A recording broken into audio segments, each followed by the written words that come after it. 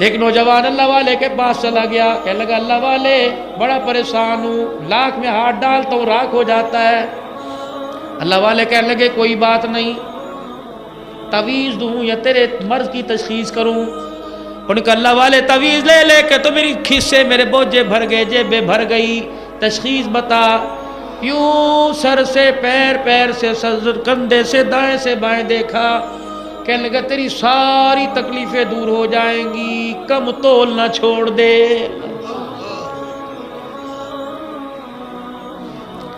دکان پہ 4 گاہک آ گئے، یوں کر کے پاٹ میں ڈالنا، ٹھا یوں نیچے گیا، لینا لے ورنہ نکلے تھو۔ جب وہ یوں کر کے یوں ہوا، اتنی تیری نیکیاں چھٹ کے اس کے پلڑے کے اندر گر گئی، تجھے پتہ ہی نہیں لگا۔ ایک چھٹاک سودا کم دیا، تیرا ایک مقبول حج چھٹاک کے بس چلا گیا، تجھے پتہ ہی نہیں لگا۔ سودا دو، تھیلی میں ڈال کے دو، کو بھائی کم ہو گیا تو یہی معاف کر دینا، قیامت کے دن پوچھنا نا، یہاں معافی مل گئی جان چھوٹ جائے گی، وہ معافی اس کے علاوہ دینے والا کوئی نہیں۔ کہ کم تول نہ چھوڑ دے، یہاں چوٹ لگی، کہ اللہ کی قسم آج کے بعد کم نہیں دوں گا، زیادہ دوں گا۔ اپنی دکان کے اوپر لکھ کے لگا دیا، پورے پیسوں میں سودا زیادہ، کم ہو جائے تو میری دکان پہ سے اٹھا کے لے جاؤ، ہاتھ نہیں روکوں گا۔ دنوں 4 چفیرے علاقوں کے اندر خبر پھیل گئی، دنیا دور دور سے آنے لگی کہ وہ بھائی کے پاس سے سودا کھرا بھی ملتا ہے اور پورا بھی ملتا ہے، پیسے بھی دوسروں سے 4 آنے کم لیتا ہے۔ اتنا اللہ نے مال دیا، گرنے کے لیے ملازم رکھنا پڑے، اتنا اللہ نے مال دیا، سونے کا ترازو بنانا پڑا، پتھر بھی سونے کے بن گئے۔ ایک دن سونے کے ترازو میں تول رہا تھا، خیال آیا اوہو میں جو لوگوں کو میں زیادہ دیتا ہوں، یہ میری نیکی کا بدلہ دنیا میں تو نہیں مل گیا۔ اللہ اکبر، کندھے سے رومال اتارا، وہ ترازو گٹھڑی میں باندھا، سر پہ اٹھایا، اللہ والے کے پاس لے گیا، کہنے لگا اللہ والے لگتا ہے میں تو دنیا کو گھر میں لانا چاہتا تھا، یہ دل میں آ گئی، یہ ترازو سونے کا بن گیا، اتنی تو نہیں مانگی تھی۔ اللہ والے کی آنکھیں پرنم ہو گئی، اکھیوں میں آنسو آ گئے، کہنے لگے لگتا ہے بات بن گئی۔ پھر اللہ والے نے سر سے لے کے پاؤں تک دیکھا، فرمانے لگے تعویذ دے دوں یا مرض بتلاؤں؟ کہا جی مرض بتلاؤ۔ کہ یہ ترازو رومال سمیت سامنے ندی کے اندر پھینک دے، چپ کر کے چلا جا، کوئی مندری نہیں، کوئی چھلا نہیں، کوئی ناک کا کوکا کوئی نہیں، کوئی سکہ نہیں، کوئی پترا نہیں، ترازو بٹوں سمیت یوں اٹھایا، یوں کر کے پھینک دیا۔ اللہ والے نے یہاں کہا کچھ ہوا کہ نہیں، الحمدللہ جیسا تھا ویسی ہے، فرمایا کام بن گیا۔ اگلے دن صبح وہی دکان جا کے کھولی، وہی میرے عزیزو تانبے پتل لوہے کا ترازو لے کے بیٹھا، ندی پار دوسرے گاؤں سے آدمی آیا، ندی پار کر کے اس کی دکان پہ جانے لگا، ندی کے اندر اترا، کوئی پیر میں چیز آ کے اٹکی، ہاتھ دے کے اٹھایا، وہ سونے کا ترازو باہر نکلا، فوراً خیال آیا اوہو یہ تو اسی ایماندار مسلمان دکاندار کا ہے جو پیسے بھی تھوڑے لیتا ہے، سودا پورا دیتا ہے۔ اپنے رومال کے اندر وہ سونے کا ترازو لے کے اس کی دکان پہ پہنچ گیا، اندر جھانکا، دیواریں پھٹی نظر نہ آئی، دروازہ ٹوٹا نظر نہ آیا، چھت پھٹی نظر نہ آئی، وہ لکڑی اٹھا کے اس کی دکان پہ رکھی اور رکھ کے کہنے لگا بھائی لگتا ہے چور لے گیا، تجھے پتہ نہ لگا، لیکن چوروں کو پتہ لگ گیا کہ پیچھے کوئی آگے چھوڑ کے دریا میں بھاگ گئے۔ اللہ والے اچھل اچھل کے ہو کے بھر بھر کے رونے لگا کہ لگتا ہے کہ دنیا میری ایمان لے کے رہے گی۔ دکان چھوڑی، دکاہکوں کو چھوڑا، وہ ترازو لے کے پھر دوبارہ اللہ والے کے پاس چلا گیا۔ اللہ والا کہنے لگا اب کیا کرنے آیا؟ کہ اللہ والے اسے کل ندی میں پھینکا تھا، یہ پھر میرے پیچھے آ گیا، لگتا ہے میری قبر آخرت خراب کرے گا۔ اللہ والے بس مجھے 2 روٹیاں چاہیے، جینے کے لیے پانی کا گلاس، بس مجھے اور کوئی نہ چاہیے۔ اللہ والے ترازو کا کیا کروں؟ اللہ والا ہجکیوں کے ساتھ رونے لگ گیا، کہنے لگا میاں کام بن گیا، میں تیرا ترازو پانی میں پھینکوانا نہیں چاہتا تھا، بلکہ میں تجھے بتانا چاہتا تھا حرام کا مال جتنا بھی اکٹھا کر لے جا کے رہتا ہے، اور حلال کا مال کہیں بھی پھینکا واپس آ کے رہتا۔ تھوڑا سا میرے چاند میرے بھائی یقین بنا، حرام کا مال ہسپتالوں میں جائے گا، جتنا مرضی کما، چاند رات کما کے لا، 100 والی 200 میں بیچ، اگلے دن ہی نکل جائے گی۔ عید کی سوئیاں کھاتے پیٹ میں درد ہوگا، دنیا عید منائے گی، جو رات کی کمائی ساری ہسپتال دے کے آ جائے گا۔ کسی کو تنگ کر کے، کسی کو اذیت دے کے، اللہ اکبر، ہول سیل یوں مال لٹکا پڑا ہے۔ غریب کے بچے نے چاند رات کو کہا ابا یہ لینا ہے، باپ نے کان مروڑ دیا، چل چل یہ نہیں دوئی دکان تو شہ لوا گے۔ اسے پتا تھا میرا بچہ ہیش پپی لیدر کا جوتا نہیں پہن سکتا، لائلن کا پہنے گا۔ اللہ اکبر، تو نے اس جوتے کو اتنا مہنگا کر دیا کہ غریب کے آنسو نکلوا دیے۔ جب اس کے آنسو نہیں رکے، تیرے آنسو کون روکے گا؟ خدا کی قسم میں نے ایسا گھر دیکھا، عید کی نماز پڑھانے کے لیے ہوئے، چیخ نکلی۔ کیا ہوا؟ باپ کپڑے پہن کے عید کے لیے خوشبو لگا رہا تھا، لگاتے لگاتے مر گیا۔ کچھ بھی کر جانا چاند، کسی غریب کو رلا کے نہ جانا۔ ایک آدمی مزدوری کر کے شام کو مچھلی کا ایک دانہ گھر لے کے جانے لگا۔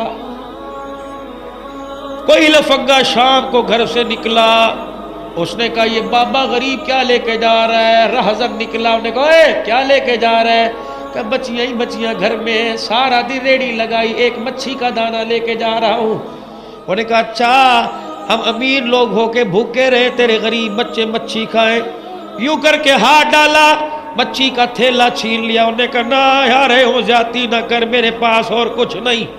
وہ لے کے گھر چلا گیا اور بیوی کو کہا ایسی مچھلی پکا انگلیاں چاٹتا رہ جاؤں، ایسا مسالہ مچھلی کا بنانا انگلیاں چاٹتا رہ جاؤں۔ غریب گھر کی طرف سے واپس آ گیا۔ اللہ سائیاں کیا منہ لے کے گھر جاؤں، بچے انتظار کر رہے ہوگے، جب سو جائیں گے پھر گھر جاؤں گا۔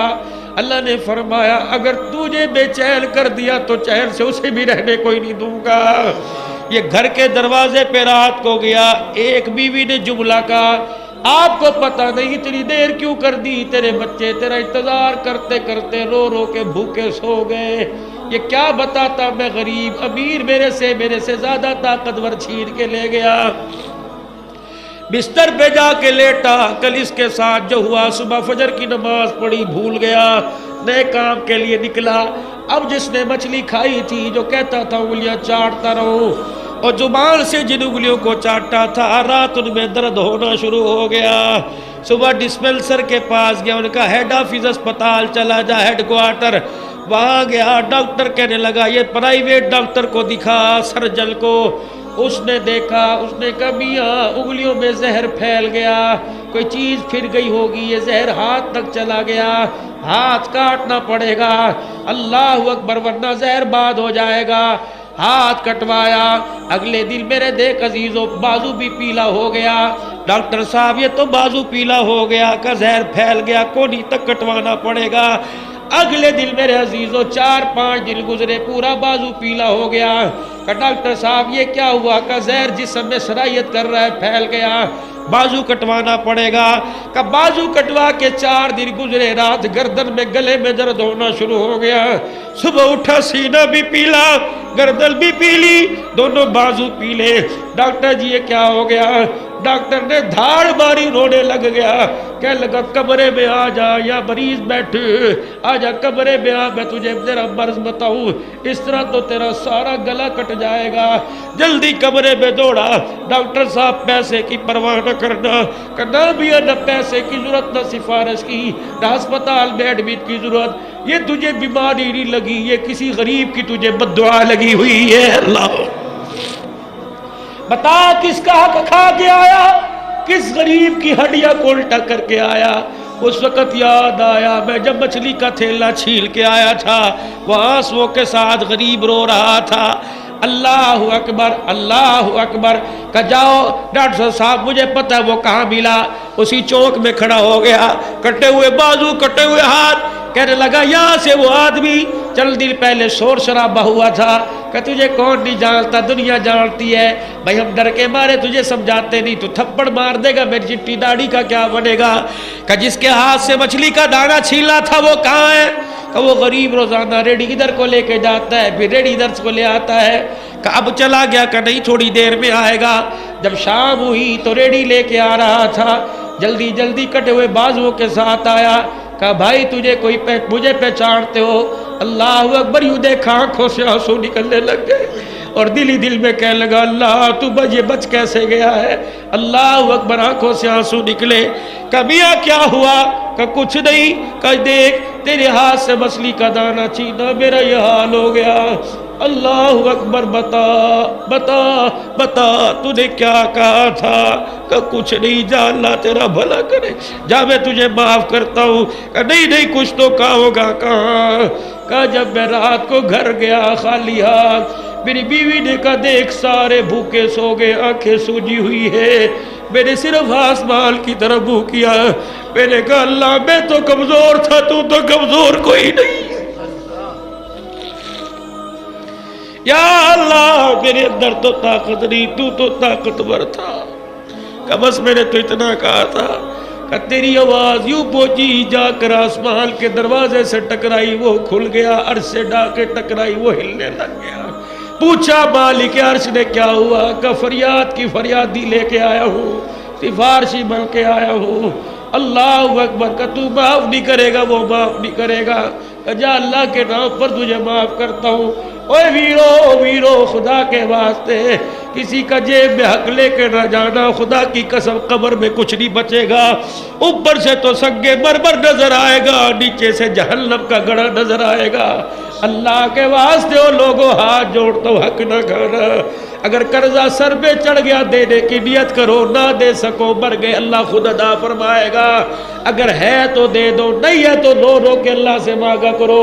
صلاۃ الحاجت ظہر مغرب عشاء کے بعد مکروہ اوقات کے علاوہ صلاۃ الحاجت پڑھا کرو۔ اللہ چڑھ گیا کیا کروں تو معاف کر دے، اللہ ادائیگی کے اسباب پیدا فرما دے۔ خدا تیرے سجدوں کا گواہ قیامت کے دن قرضدار کے سامنے بڑھے گا۔ اور اللہ اکبر، حدیث پاک میں آیا ایک قرضدار کو اللہ بلائیں گے، یا اللہ اس سے میں نے قرض لینا ہے، تو نے دینا ہے جی، تو نے لینا ہے، معاف کرے گا کہ نہیں کروں گا؟ اللہ فرمائے گا اگر تو اس کو ہٹا میرے سے سودا کر لے۔ کیا سودا؟ اللہ فرمائے گا ذرا اوپر دیکھ، عرش کے نیچے لال یاقوت کے موتیوں کا محل نظر آئے گا۔ اللہ فرمائے گا لینا ہے جی، اللہ فرمائے گا قرضہ اس کا معاف کر دے، محل میں تجھے عطا فرما دیتا ہوں۔ دوسرا میرے چاند، ماں باپ کا کبھی دل نہ دکھانا، ماں باپ کو کبھی نہ رلانا۔ آج فقیر کی بات پہ روتے ہو، 2 آنسو بچا لو، اور 98 آنسو یہاں نکال دو، 2 بچا لو۔ ابھی گھر چلے جانا، 1 آنسو ماں کے پیروں پہ گرا دینا، دوسرا باپ کے پیروں پہ گرا دینا، اور کہنا معاف کر دے، فقیر کی بات سن کے آئے ہیں۔ اگر ماں باپ ناراض ہو تو کملی والا بھی ناراض، عرش والا بھی ناراض ہے۔